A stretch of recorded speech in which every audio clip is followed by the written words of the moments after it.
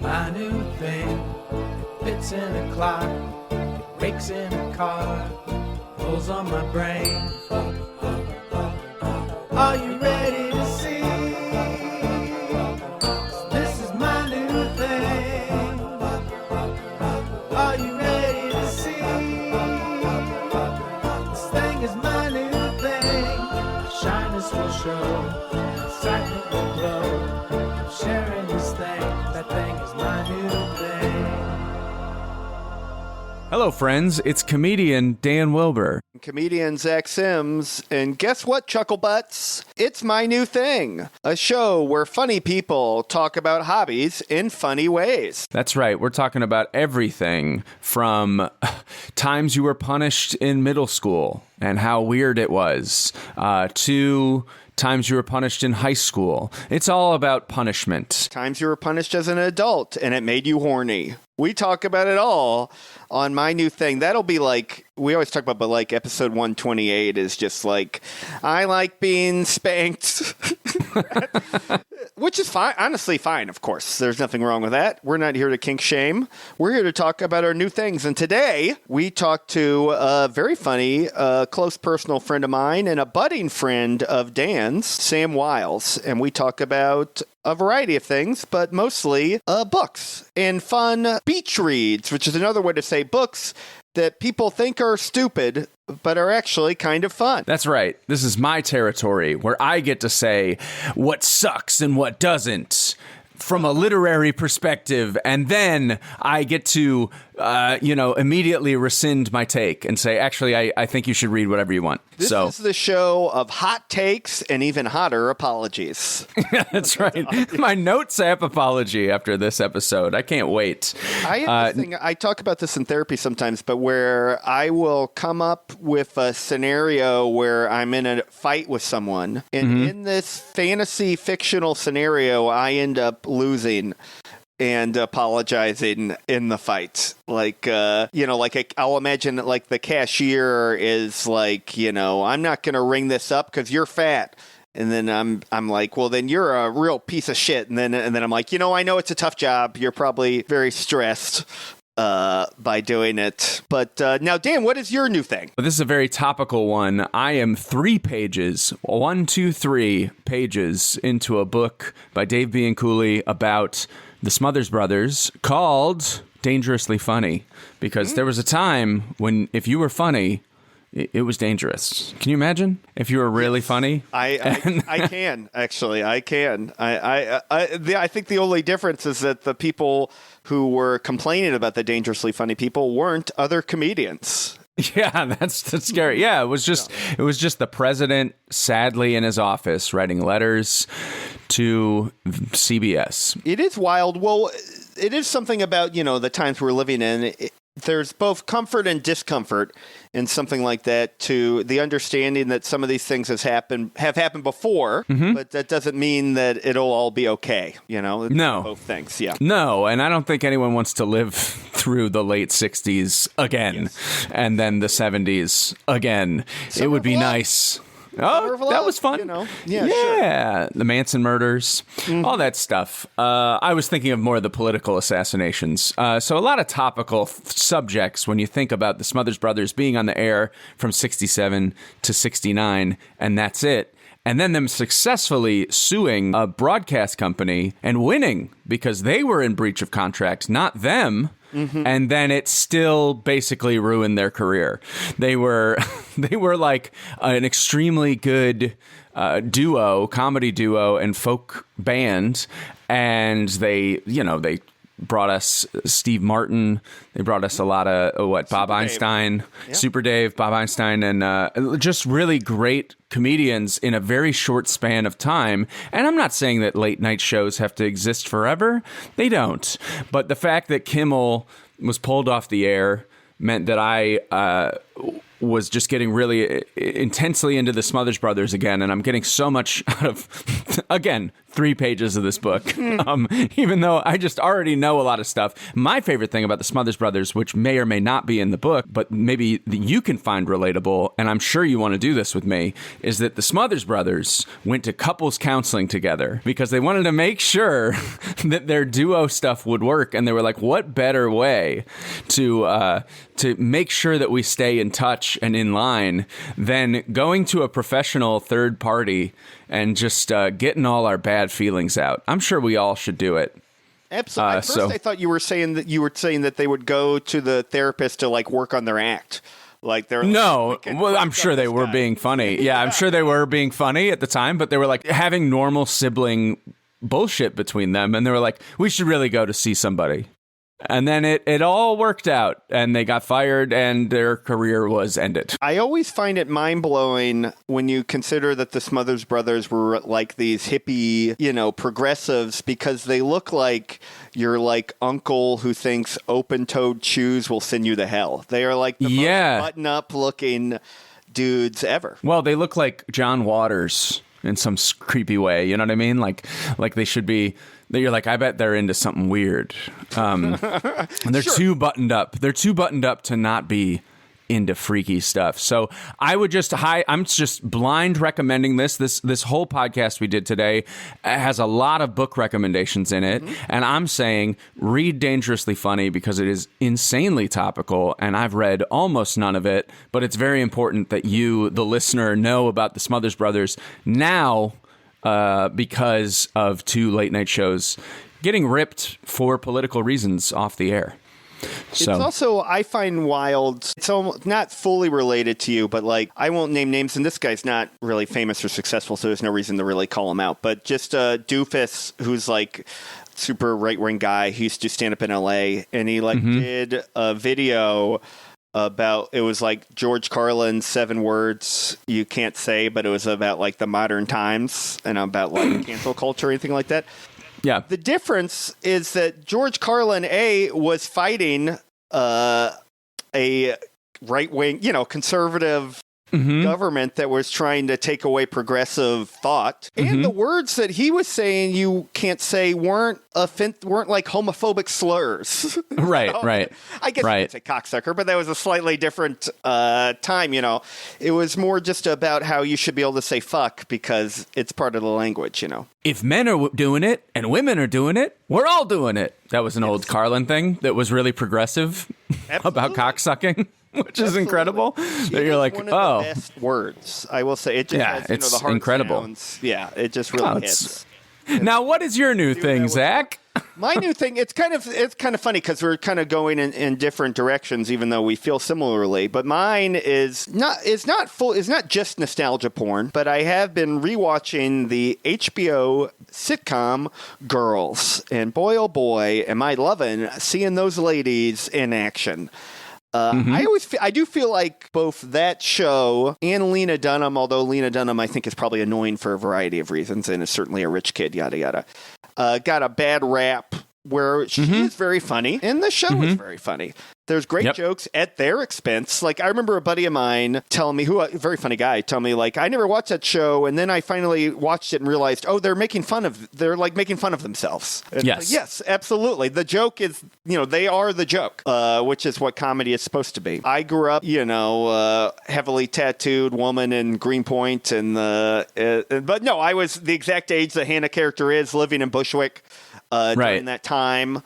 And I discovered Adam Driver through that show, and I'm having the time of my life watching it. I watched it when it was on, and I remember the discourse, Zach. Yeah, right? And so I would love to join you because I feel like I was blinded by the fact that everyone was mad at the show, even though 500,000 people were watching it, and that's it, which is a very low number of people to be watching prestige television, but that's usually how it goes. I'd like to revisit it because I remember it didn't click for me until long after, and this is very sad on my part, that it is a transgressive version of Sex and the City, where they're sort of 10 years younger than those women, and they're not just getting Cosmos at a bar and talking about sex bluntly.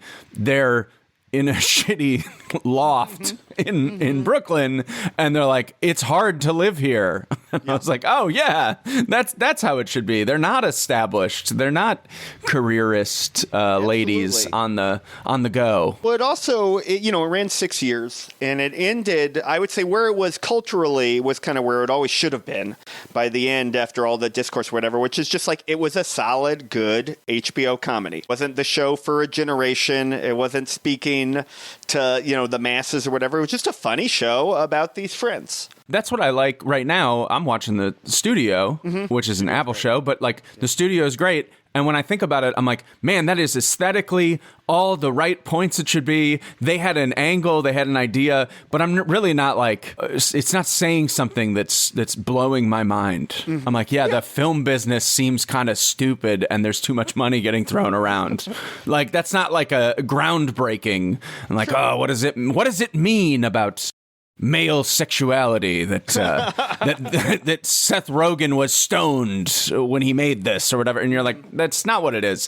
But people are willing to give it that grace, Well, I don't know if this is fully related, but it is something I think we talk about, and I think about sometimes, is that people often want comedy to have a point of view.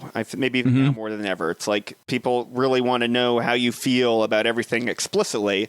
And I often feel that when comedy is good, no matter what it's saying, there is a clear point of view because you see how Lena Dunham feels about these things by the way her character is acting. Yes. You see how Seinfeld feels about certain nuances or trivial aspects of life by the way the characters act. Man, that is really a good point. Because also I think people did take it at face value because the opening is her saying, I think I'm the voice of a generation or a voice of a generation. Like she even discounts it. Yes. And it's like, on the one hand, you can't move to New York and be like, I'm going to hit it big as a writer and not feel like some kind of ego. But the fact that she's definitely making fun of herself. Yeah. Like and the fact that I think people took it at face value and they didn't realize, they were like, her point of view is she's a stuck-up bitch. Oh, and you're like, she is okay, absolutely a rich kid, and that cast is filled with rich kids. So I mean, that's its own thing. But I do like. I was watching an episode last night, and they're having a dinner party, yada yada, and somebody comes into the room, and Hannah is mid-sentence, and she just goes, I'm like everybody. I think we all think we have about 3 or 4 folk albums in us, and that's just great.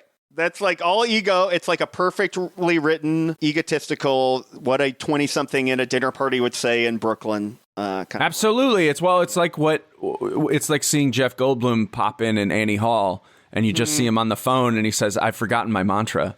And you're like, I didn't live that, but I know that guy exists in LA. And by the way, I often think I have forgotten my mantra as somebody who meditates. There's I won't say it. I'm not supposed to say what it is nope, aloud, but don't say it. Don't say it. Pronunciation that I keep feeling like, I need to double check. It says here, Dan sucks. I don't like this. No, what's wrong with you? It's a mantra. I got that written everywhere, my friend. It's in the back of my eyelids. But you know who doesn't suck? First of all, Dan, we get along just fine. Thank you. But our guest today, the very funny, the very bearded Sam Wiles.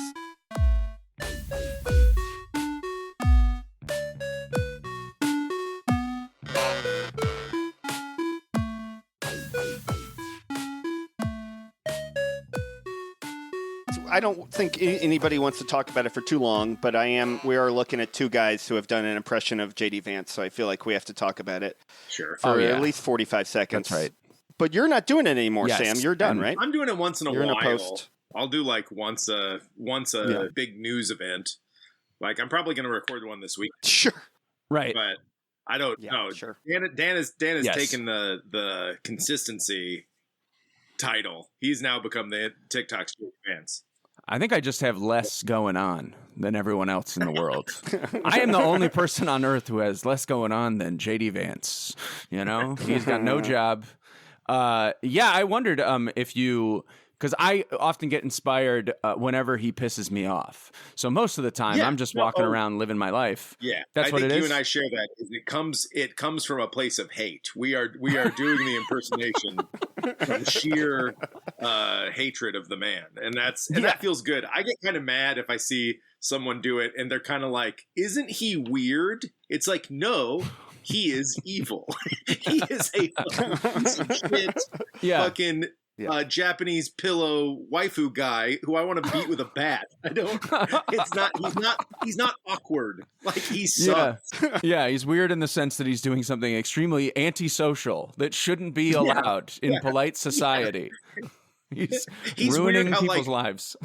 He's weird how like serial killer Richard Speck is weird. You know, just weird is not how I would describe it. Weird. Bad. I mean, he had some quirks. Yep. You know, the killing. Yeah, sure. Where's his You know, Netflix what a special? kook. Is what I say to every serial killer out there. Well, thank you so much for joining us. Now that we've talked about that, we can get into our usual questions. I was just going to say real quick that I think I've even said this on this podcast before, but like when both of you guys started doing it, because I'm friends with both of you, as I said in the middle of this video screen, I'm going to do some tweet about how every comic with a beard now is going to have to do J.D. Vance, and then I realized that I just know the two people who are doing J.D. Vance, and it wasn't a sensation. But you guys were both great. Yes. And I love the but I enjoyed videos, them by both. the way. And I messaged you. I'll tell the audience that I messaged you that I was trying to like not watch them during the campaign because I was always worried that I would lift a joke, and then I realized we were doing like very different vibes. We have a very different vibe, and so and then I think it was you and me, and then there's a third guy, and he also does it completely differently than you and I do it. well, the Crab Man. The Crab Man is very like almost like he's like in a play. Yes, and he is genuinely like a funny, like in a Chris Farley way, like just naturally a funny guy, and I like everything he does. Oh, wow. When he's not doing Vance, it's like very funny. Like he's just like a funny. He has a thing. He has a thing I am jealous of is funny fat guy. Yes, Where instead of I am like a body conscious fat guy who doesn't move. That's not as fun. It's more fun to be like, aren't I agile? Aren't I Jack Black? And instead I'm like, what if I was all talking? There's no quality is a total waste. Yes. What if I never used it once? What if on stage I stood at the same spot the whole time I did stuff? Yeah. Is there a way for me to put on another shirt? Yeah. Yeah. I do stand up the way Mormons have sex. I do through a bed sheet as my preferred. You're soaking in your own way. Yeah, absolutely. Now, Sam, we could talk about our gross, disgusting bodies all day. Hey, sure. And we normally do. But we normally like to talk about up top, and I never set it up this way, but did you grow up as a sick, twisted, obsessed little freak? That's usually not how we ask, by the way. Did I have periods of deep obsession? Of course. Yeah. Yes. Sure. I get fixated on stuff very intensely. I had weird childhood phases. I got really, really into like Billy Joel as like a third grader. That's great. I said like I would get so fixated on like one thing a lot, like read like 100 Goosebumps books in class and get in trouble for ignoring stuff because I had like the compulsion to finish all 100 or whatever. Like that was my childhood was just obsession to obsession. Like did not care about what else was happening around me, which is kind of my life now, just is more socially acceptable. Right. Completist? Would you a completist, would you say? I was such a completist as a kid. I've kind of broken myself of that out of just necessity now. Did the Billy Joel thing help you make friends or lose friends or neither? The couple of friends didn't like it, probably. A couple of friends were like, what are we doing? I was just thinking about it as when you said Billy Joel, like the closest thing I had was I had a sincere jazz obsession because I was playing drums at a very early age, but I really wanted to play trumpet because I loved Miles Davis. And then I got deep into jazz and no one made fun of me for it. And now I'm me. What? Nobody ever was like, what's wrong with you? I'm just like, you got to come over and listen to these bebop albums I got. And I was like 12 and my friends were like, this is cool. I was like, that is cool. I grew up in Iowa where like nobody even liked music, so I don't think Billy Joel was uncool because people were like, "Well, it is music and that is gay," and you'd be like, "All right." No, it just Inherently, if it is pleasant to the ears. I grew up when I was like 10 or whatever. I was like a big Beatles fan. Oh yeah, and I remember telling my family, I was like, I know more about the Beatles than anyone alive. So my dad was worried that my ego was getting a little too big. So he started to just quiz me about like random facts about like the White Album, just so I could be like, oh, I don't know, and he'd be like, eat it. You don't know more about the Beatles than me. He called you a piggy, and he was like, yeah. Now, but Dan, not Dan. Who am I talking to, Sam? It's so confusing. It's like looking into a mirror of two guys who neither look like each other or J.D. Vance, really, that much, to be honest. But, you put the, thank God, absolutely, thank God. Yeah, this is going to be like the Friends wedding episode. You're going to say Rachel, and you don't mean to several times. That's right. Visceral. Never got into Friends. Never got into it. Thought I was too smart for it as a kid, and never really pulled the trigger. Same thing with Naked Gun. For a kid to think. Yep. Oh yeah. I think I'm too smart for this for this sitcom. Yeah. Oh, absolutely. Yeah. Well, I was definitely too smart for hot people. But You're not wrong. No, I was like, I'm really into Woody Allen. Sure. And early Louis C.K. I had all the right choices as a 10-year-old, and a little bit of Cosby, but mostly just his lifestyle choices. But Sam, what I was going to say is we're here to talk. You have a great topic. Dan and I both said, oh, this is great, because sometimes people are like, I want to talk about sewing thread. And it's just, you can't really get much time out of it. But you brought we had a thimble on. Something delightful. We had a thimble as a guest from Monopoly. Yeah. Daniel Day-Lewis, but you're the thread character. Absolutely. Yeah, and he kept screaming at us about how we had interrupted his work. It was terrifying. But then he felt sick and he had to go. And he goes, It's a sex thing, and he winks. Not to spoil Phantom Thread for him. That was the whole plot. It is wild that it's a sex thing. It takes so long to realize it's a sex thing. Yeah. By the end, you're like, ew. I think that's what they were going for. Yeah. Absolutely. Yeah. But you want to talk about beach reads. Now, specifically, I assume you don't have to read it by the beach, but that genre of literature? Yeah. I would just say like trash genre fiction in general is my kind of whole. I read a couple things a year. You're supposed to. I will. I'm trying to read Moby Dick right now. It's really great, but it takes a lot of my brain power. I'm not very bright. Yep. So then, what I really like to get lost in, especially as I get older, is I just love like a book of the month. A bunch of moms on Book Talk are like, you've got to read like The Woman Who Went Missing in Town, and I'll be like, yes. And I will plow through it, and absolutely. I'll go, that twist sucked. And I will read the next one from that same author. Yeah, give me Lucy Foley, give me Riley Sager, give me these like generic white people who are cranking out fine mysteries with pretty bad prose. I would call Lucy Foley fine if we're doing a graph of, this is way over here on the worst. Yes. Yeah, she's like the exact middle pole of this type of book. Yes, like Gillian Flynn. Kind of fun. Yeah, like I feel like Gone Girl is way over on the right, being a great piece of literary horror like thriller. Fantastic. And then Lucy Foley's right in the middle, and then all the way to the left. I don't mean to preempt your obsession, but this is also an obsession of mine. Is Colleen Hoover. Great. And I can't tell you how many people come into my bookstore and they're like, I loved Verity, which is essentially a softcore, like Cinemax level thriller with like some soft sex in there. And it's all a build up to them having sex, but it is written by a person who lives in Texas who has clearly been to New York City once, like, and just like imagined it.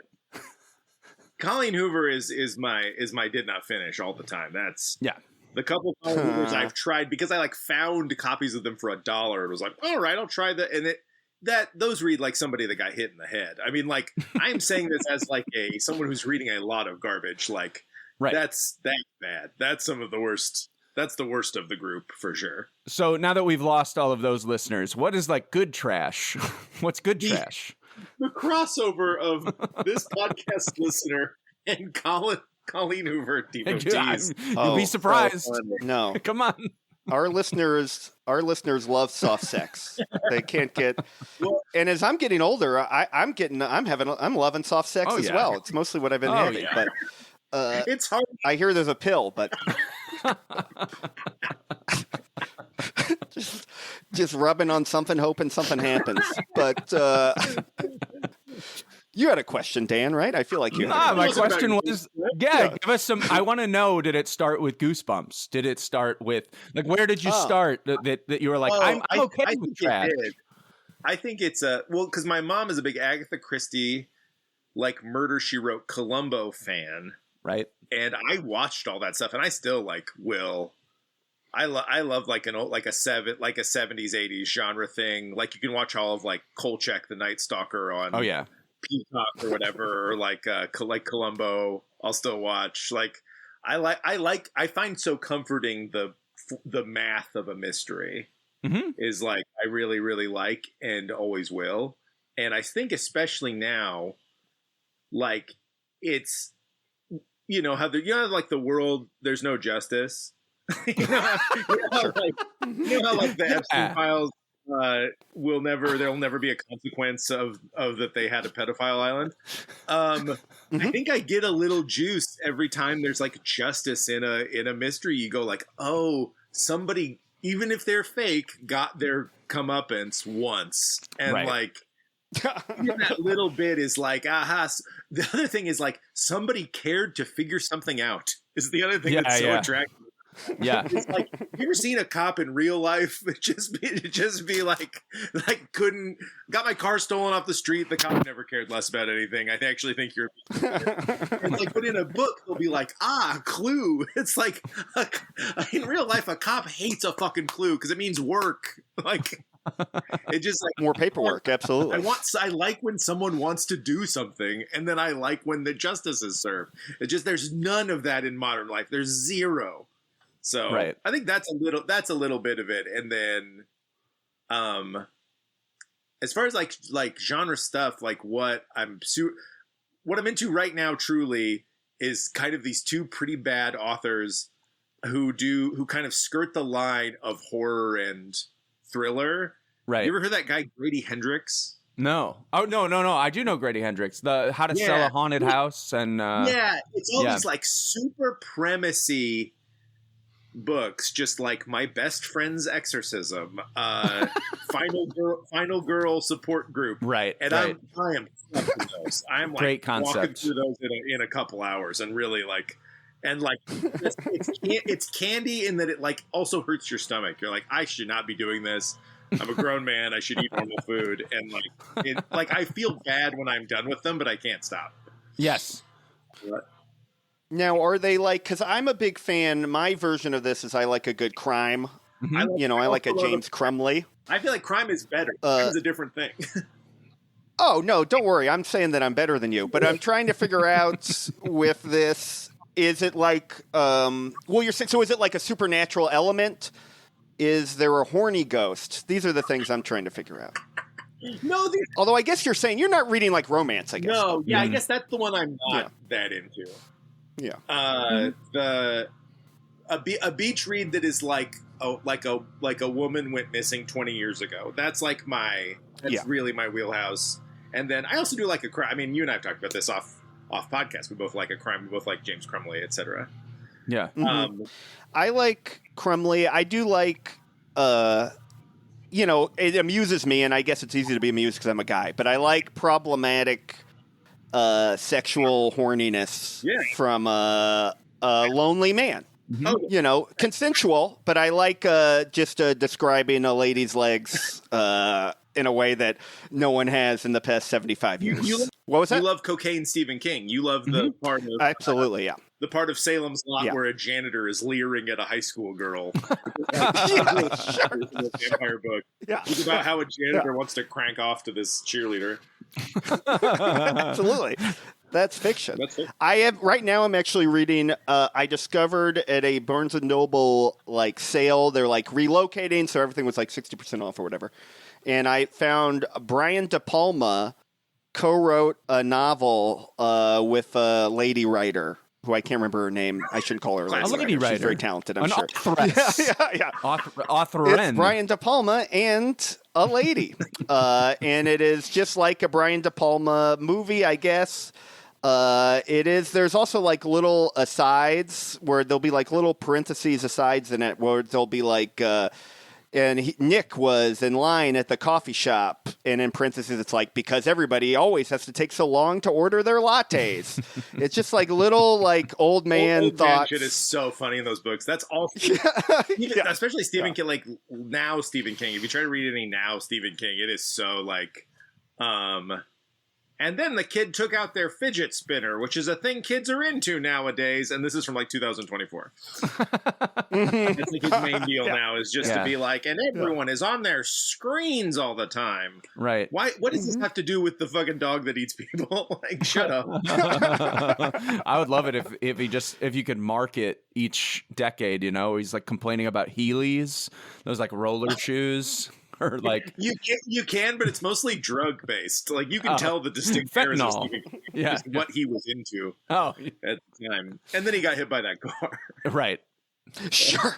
Well, that is the most amazing part of Stephen King's life when you read On Writing is that he wrote Misery about getting hit by a car because he was probably like daydreaming about it on his walks, and then it actually happened. Really rough stuff. Wild. You hate to see it.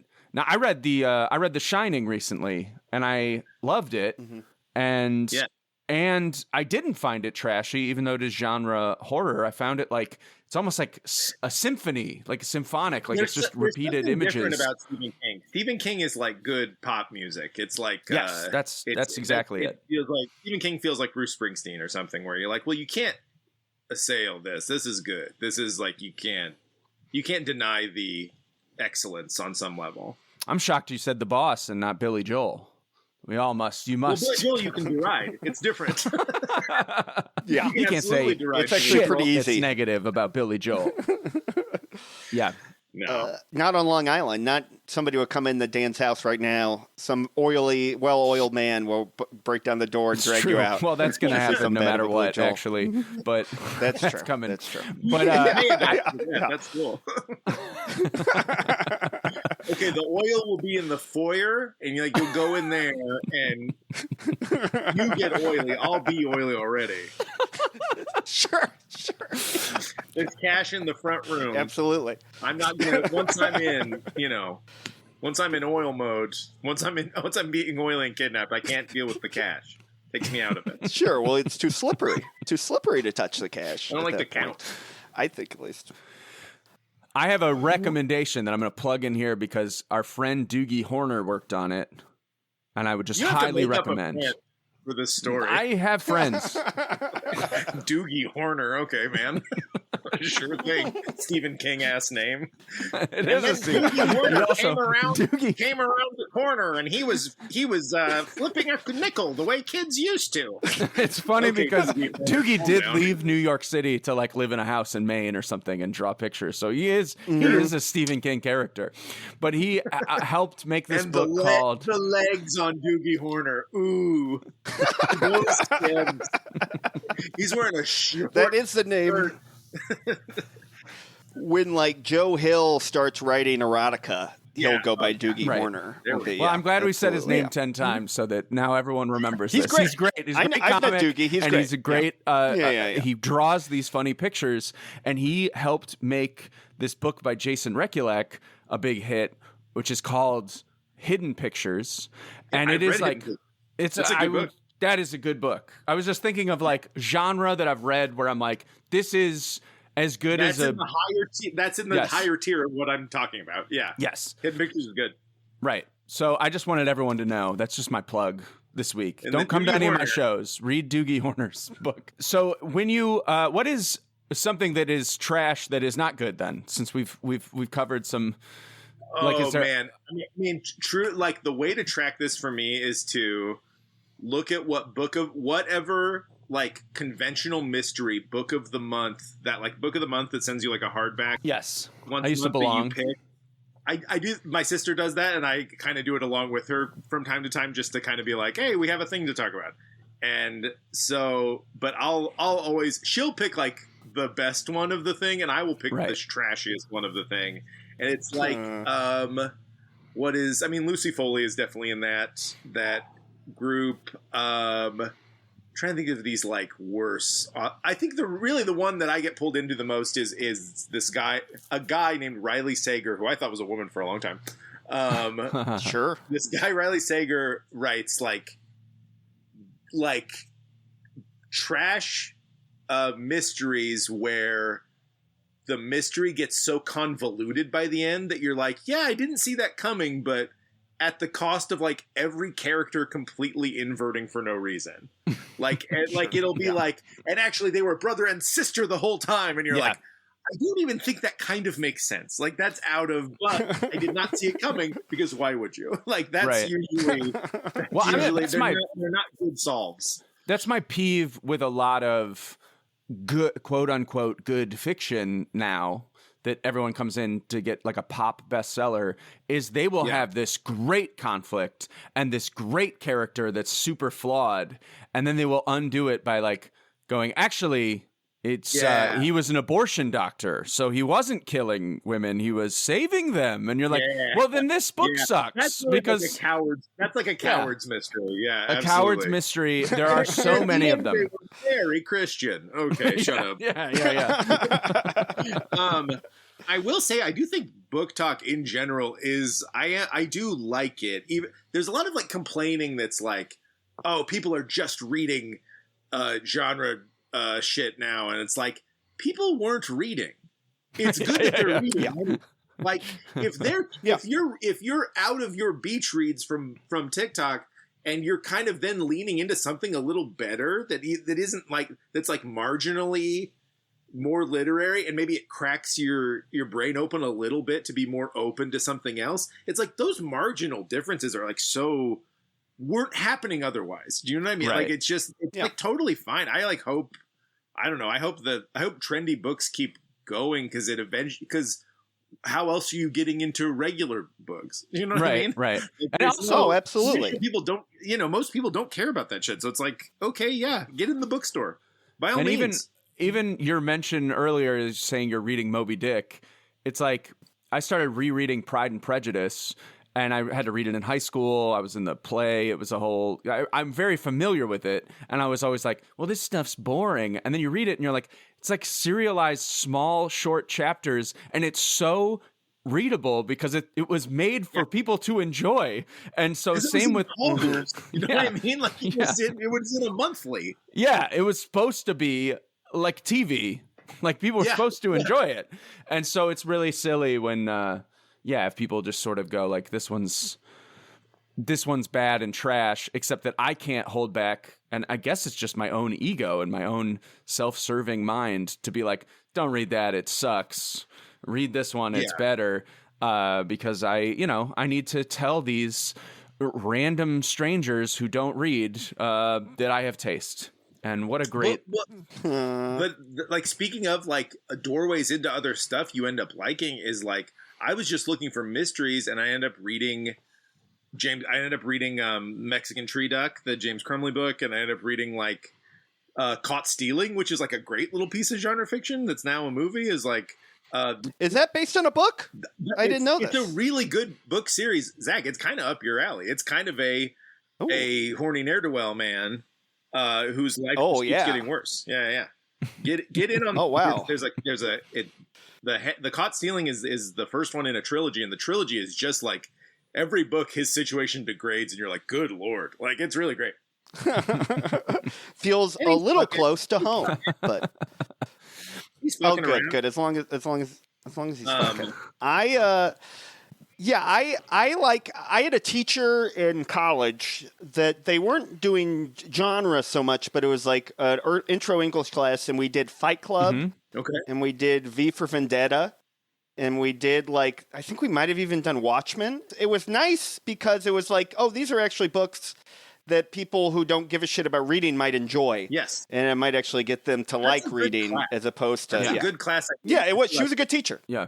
What is the most I had- slap you in the face like reading so that you kind of like the motion of reading? Like Yeah. that's not a terrible. Absolutely. Right. I just read. No, I read my 100%. I my mean, own yeah. name over and over, and then it gets the eyes focused. Sure. Like, oh yeah, that's right. Sure. I read compliments on X.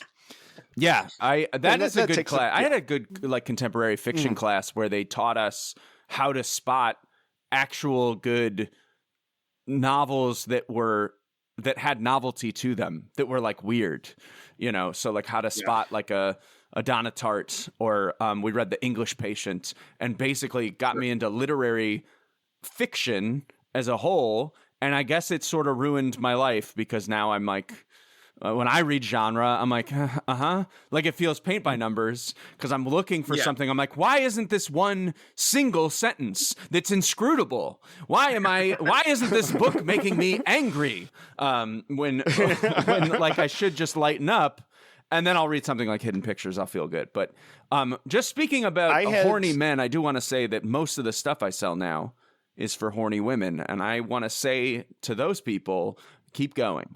You mean at your bookstore, right, Dan? Yes. You mean No, at your I mean bookstore? out of my van. Yes, yeah. You're not just talking about different salves that you have out of a. You got to figure out how to pay the oily man. yeah. No, I just think it's funny. I had the inverse.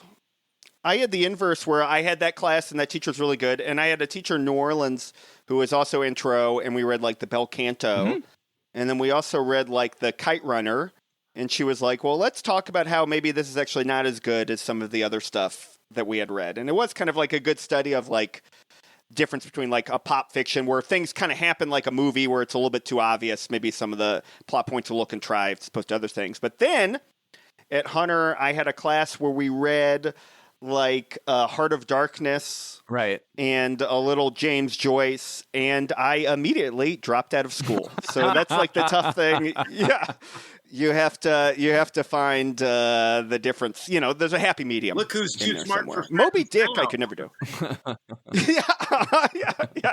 Yeah. Could I be any more hypocritical? That's the question. I've seen the show a little bit. Kramer is dumb, but there's more of an elegance. Yes. Yeah. In my opinion. Not that we have to compare the two things. Yeah. Absolutely. Let me ask, I guess let's ask this, Sam. What would you, if somebody's like, I want to get into this beach read, trash fiction world? I mean, we've talked about it a little bit, but what are some of the kind of slightly upper crust the entry points? I genuinely think one of the better versions of the genre that's really twisty in that way, and it is not a difficult read, but is like, I think a lot of fun is Girl on the Train. Like, you're gonna read like a shitty beach book, it's like that one goes by like that. It's like really great, and then any of the, like Dan was saying, like the Gillian Flynn stuff is like, so like Sharp Objects is really great and twisty, and if you're looking for that kind of, like, those are all great. All those, like, honestly, the most famous ones are famous for a reason. They're like really good. Yeah. Now, are you actually reading them on a beach? Is this how are you engaging with these books? I live slightly inland Los Angeles, so it is an hour to the beach all the time. That's when I was before I moved to LA, and when I started comedy in San Diego, which is like the dumbest place to start of all time, but I did have a nice little life where I was just the host at both clubs downtown on the weekends, and my day was truly like running on the beach, reading a novel. It was my absolute peak. It would be like I would just pass through bad fiction in the sand, and like it only lasted like a year, but it was a great period of time. I really did have a beach read phase that was very nice. Yeah. I should know this, and this is not related, but why did you move to San Diego? Because I didn't realize you started there. Yeah, I'm from the Midwest, and I was going to go to Chicago, and I had applied to DePaul Law School, and I got an apartment in Wicker Park, and was going to be like, and was like going to take the LSAT, and just had a freak out, and was like, oh, I'm going to be stuck in the Midwest forever if I do this. And I called my mom's cousin, who is like now in his 70s, and I knew he had a spare room, and he was kind of the one person in my extended family who'd made it out of Missouri. And so I called him, was like, can I sleep on your couch? And he was like, yeah, totally. So I lived there at his place for a year. Interesting. And and like bar backed and hung out on the beach a lot, and then lived there for 2 more years in like a shitty studio and did stand up, because they again kind of fortuitously they opened 2 clubs, and I was the guy who had just moved downtown and didn't want to be home ever. So I just hung out so much that that's how it all got started. So beach read is good for a bartender too. I feel like that's like you want to see settle up to a bar and you're halfway through one of these Colleen whatever the fuck. Yeah, absolutely. You know. I think it's funny. Yeah, every bartender I've ever talked to just loves fantasy novels. A female bartender, if you start talking, they will just start telling you about, oh, Game of Thrones is trash, but there's this other one that's so much dumber, but I love it. And then you're like, okay. The guy I started was the bartender when I was a barback, was such a Stephen King head that the one time I ever went over to his apartment, it was just for me to look at his first editions. And he was very dumb. But he would be like, look, like it would just be these beautiful hardcovers of every single Stephen King thing. I think it was the only like thing he owned. He like his TV was like on a shoebox, and then he just had these immaculate Stephen Kings behind glass. I was like, all right, man, cool. Stephen King is one of those where it's like it's another one of those things where in my head, it's just classic dumb kid thing where it's like you think you're too smart for stuff while never actually taking in any of these things that you think you're too smart for.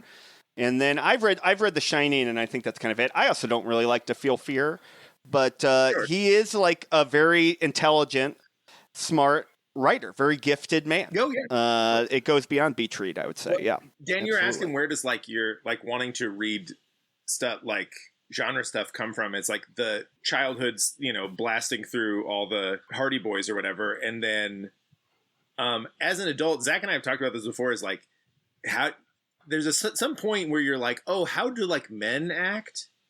Do you know what I mean? And you're kind of like, that is like a secret kind of code for like, if you're like Zach and I were when we were younger, it was like, how do I like even act like a man? I don't know. Like I'm gonna look to like truly fiction in Esquire magazine, because I was like, well, that's what men read. And then I would read like occasionally, they'd have George Saunders and stuff, and you'd be like, wow, okay, like that's, I assume that men think about this, like that'll be, so part of it was like an attempt at masculinity, was being like, I'm gonna read John Updike or something, and then you're like, oh, that's probably too heady for me. No, well, it's also like a bad example. Like a bad paradigm to try to live up to, because I loved the Rabbit novels when I was 15, and then I got to like 18, and like right before I went to college, I was like, I think he might have been a bad guy. I figured it out, and I was like, maybe I should read what women have to say, because this doesn't seem. It was like beautiful, like the prose is so beautiful, it's unparalleled. But I had the same thing with Fletch, where I read the Fletch books when I was like probably like 17 or 18, and then my grandma died like a couple of years ago, and I was going through her paperbacks, and she had all the Fletches, and I was like, these are amazing. And I was reading the first one, and I was like, this is maybe the most incel sexist guy I've ever encountered in my life. Yeah. Greg McDonald is like is an absolute groiper. He is bad. I have read some of the first Fletch book as well, and that is Chevy Chase's charm does not come through. When he's grabbing ass or whatever. Like every third paragraph is like, and then some stupid bitch wouldn't stop talking, and you're like, Jesus. Been non-toxic, and maybe I'll eat these words when I finish it. I want to know what it's like to be a man, because I've been only reading. I work the bookstore, and in fact, all of publishing is mostly women, and we purvey fiction that is for women's book clubs or the smut that they have an insatiable desire for. Weird way for Dan to say he's drowning in it. You know what I mean? I'm married. Well, you haven't talked to him. Yeah, you'll see how sad. Business as usual. I started to read Cormac McCarthy's All the Pretty Horses because I was like, I'm going to finally do it. And something that I noticed, and it is basically literary genre fiction because it's a Western, they're all just riding these horses, is that he doesn't even say he said, she said. There is no internal anything. It's just like what he's seeing as if it was a movie playing. And then I was like, that's how a man's mind works. There's not a single second of like internal dialogue about like, what should I do? There's just them. They're like, I'm gonna get on this horse. I think that guy robbed a bank and I'm gonna get away from him as fast as possible. And there's no like, and he thought about the way the stars affected the lives of his, his children. And he worried about this kid who reminded him of his dad. There's none of it. He's just like, that guy stole that horse, and if we stay near him, we're going to die. And it's just the two guys talking about it, and they're like, we should just get out while he's sleeping. And you're like, it feels like scared. I don't know. Did you ever read like Stella Maris or any of those? I read both of them. So it feels like he saved all his internal monologue for the conversations of those two books. Yes, it's like he didn't have like any like he didn't have, no character had any internal thoughts in anything, and then those two books are like, okay, here's all the thoughts I've ever had, and nothing happens, and we're just basically sitting in a room. Right. Now those two books, and I will make everyone fall asleep. Those books are not good, but they're not good because of what I learned at Bard College and my contemporary fiction, like novels should have some form of novelty to them. They should explore new genres of how to write. That book... they're parallel books. They're two books that you're supposed to read in tandem, Stella Maris and The Passenger. And those two books are a 13-year adventure in his brain that he had at a school where they were studying quantum physics. And he was obsessed with quantum entanglement. And he was like, I'm going to make quantum entanglement into two novels that are parallel to each other and show these two, like, this brother and sister duo who are clearly in love with each other in like an incestuous way, but they're spreading farther and farther apart. And by the end of it, I was like, he's explaining like the heat death of the universe. And it is so boring. I've never been more bored. Anyway, sorry. If you like Cormac, I like The Road. I just like I do like how he writes, and I just kind of could hear him drown on forever. Those books are admittedly boring. I almost think that's like the kind of to go full circle. That's kind of the shitty, useless version of quote literary stuff. Yes, you're like this says right nothing. He thinks it's saying a lot, but I think just by the fact that it's all smashed in there, like the fact that all these complex, I'm doing quotes, thoughts are mashed into one thing means that none of them are terribly complex or worthwhile. That's right. It's like, because it it's opens literary detritus versus like trash fiction that can sometimes elevate. That's like literature kind of falling into just kind of a guy being like blah blah blah blah, blah like. Anyway, I feel like The Passenger specifically is he wanted to write a noir that featured Schrodinger's cat because it's about this guy who dredges planes out of the depths of the ocean and like rivers and stuff when planes crash, and you're like, what a dark, twisted thing. It's night, and they're bringing up this plane, and then the passenger manifest says that there's two people missing, and so when he looks in, it's like, are the people missing, or were they never got on the plane, and like, what does it mean? And then you're like, and then he just abandons it. And he's like, never mind. Yeah. I got all this other stuff to say. And you're like, well, also, what? A noir about Schrodinger's cat is the most like Bard College high thought of all time, right? That's that right. Is the most...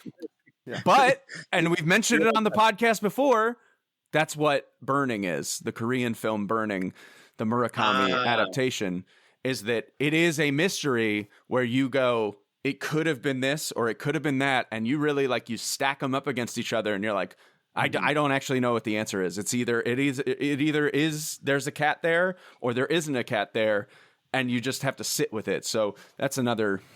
And there's a lot of masturbation, as we've pointed out. I'll keep it friends. Now what I don't care for so much is like what I would call almost the movie version of beach read. Mm-hmm. And what I mean by that is kind of like The Martian, which I'm sure is a good book, which I haven't read, but the movie it's just like, it's kind of for dumb people or whatever, but it's just like, it's a kind of a heady idea, but it's also a guy being like, we're going to science the fuck out of this. and never once being sad that he's stranded in Mars. He's like totally cool about it the whole time. And I do prefer, maybe it's just literally because it's 2 hours as opposed to like a week of reading.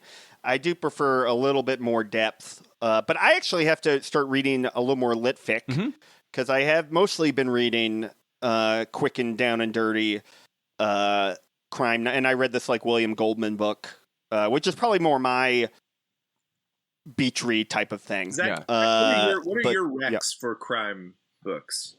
What are your couple that? Oh, you talking to me? Yeah. I mean, I like Crumley. I like The Wrong Kiss. Yeah. I like this De Palma thing is pretty good. I read some. I like Chandler. I like Raymond Chandler. I like I know that's a little bit more literary. You hear that, everyone? Chandler. Could I be any more fast talking?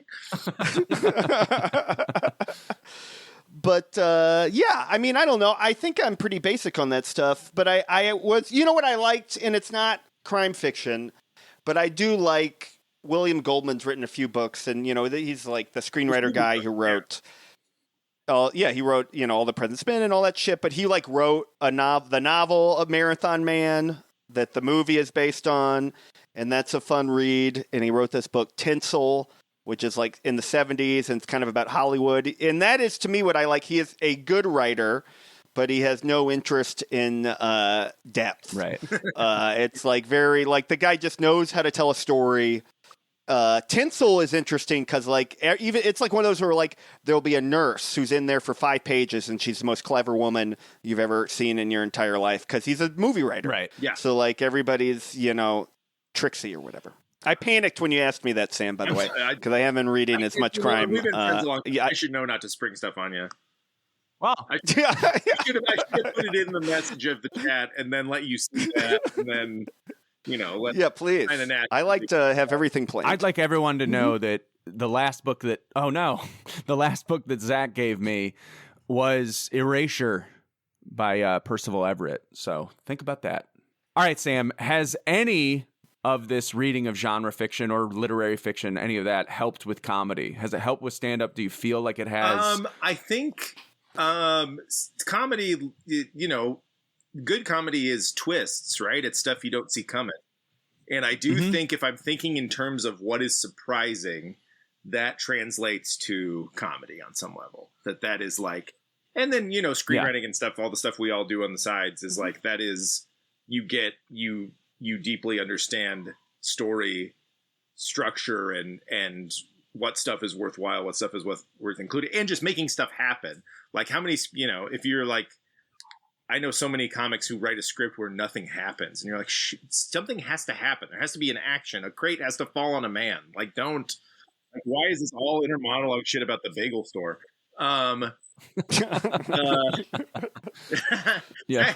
I've read a very good script. This guy's been reading my scripts. He's writing a Bagel Boss screenplay. This is for the Bagel Boss. It's his vehicle. Really, really quick as an aside, for a little while, I was writing one of those really bad vertical short podcasts that they're like huge in Korea. I like worked for a company that wrote those. So, but what that would be I would write essentially a 500-word bad novel every day based off a prompt. And then I would translate it into Korean or whatever. Or I would get the translation of a Korean novel, and then it would be like, fix the beginning so it's insane so that people stay listening to it. And then I would be like, okay. And I would have to write like the kind of bad genre fiction that I've been reading, but like way worse. Just be like, and then the man had his arms got blown off or whatever. And like, and then that made the sex weirder. And like, that would truly be like, what people want us to write. And we would get notes that were like, this is too fancy, like make it stupider. and Right. it was just a very interesting job. But you're like, oh, so much stuff is just boiled down to like pick the surprising thing. So anyway, This is too fancy. Make it stupider. Is every note I've ever given Dan on his. Thank you. On his stand-up. Now, Sam, where can we find you in the wide world of the internet? I'm mostly putting stuff on Instagram and TikTok. That's where I'm putting the videos. Like we teased earlier, I'm getting a little less out of doing JD Vance stuff, but still doing it once in a while. It's fun to do. But I have a lot of other like lefty bullshit sketches and stuff on there, and I've been posting more stand-up clips, and I've got a set from OnlyFans coming out. I know we've talked a lot about Hole on here, but that'll be my OnlyFans set will come out at some point here shortly, and yeah, just follow me on TikTok and Instagram. That's where all my stuff is. If you're into that. You still have your show? Oh, and I guess if you like live comedy, I have a Monday show in Los Angeles. It's fun. It's becoming very like packed every week. We've got a lot of college kids, and it's like we're trying to have a stand-up show that isn't just for people in their late 30s, which is what this kind of necrosis is really taking hold of the east side of LA. So yeah, if you live in LA, come to that. And I'm like around. I'll post dates. I'm doing some stand-up in the Midwest, and that's it. Hell yeah. And if you're in your late 30s and want to stare at some college kids, come by Sam's show, it sounds like. Join me. Wow. Thank you, Sam. That was very fun. We'll edit me saying that you part so out, much. but yeah, this was fun. Thank you. Let's stand. Yeah.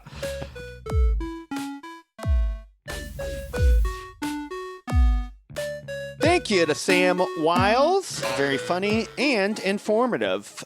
Find him where he said to find him. He literally just said it. Do you need me to plug it again? It was literally the last thing that he said. And check out his stand-up comedy show. Dan, where can we find you on social media? Well, first and foremost, you can find me at Dan Wilbur Comedy on TikTok and Instagram, as long as I don't get pulled by the man. You know, I'm always trying to get pulled by the man, if you know what I mean. But I don't want to be pulled off the air by TikTok. But enjoy those videos while you can. And if I get banned, you always got Sam. He's a backup JD Vance. You can just watch him do comedy. You don't need me. I'm redundant, much like everyone in the government. And that's why Doge needs to take care of it. Okay, enough of that. You can catch us every single week, Wednesday night, at Young Ethel's at We Have Fun. Zach and I are both there. It's a great lineup. I also have shows all this week. I have a show at QED with our good friend Mike Drucker. It's a show where I read my own obituary. That's Thursday night. That's Thursday night, September 25th, and September 26th, I'm doing Ha or Na in Little Italy. So if either of those sound good to you, that's a new material night, and it's really fun. Zach's done it. We've all done it. It's really fun. So come to a show. Come see a show this week. Zach, what do you have? But really, if you're going to come see a show, come see us at Young Ethel's. You know. Yeah, please. Forget all these plugs. In fact, I'm going to cut them. I'm on the TikTok at Zach Sims Comedy. I posted a video this week. Go check it out. I am at also Zach Sims on Instagram. I didn't post the video on Instagram, but I probably should. And stay alert. And, Godspeed, And until next week, see ya, hobby holers.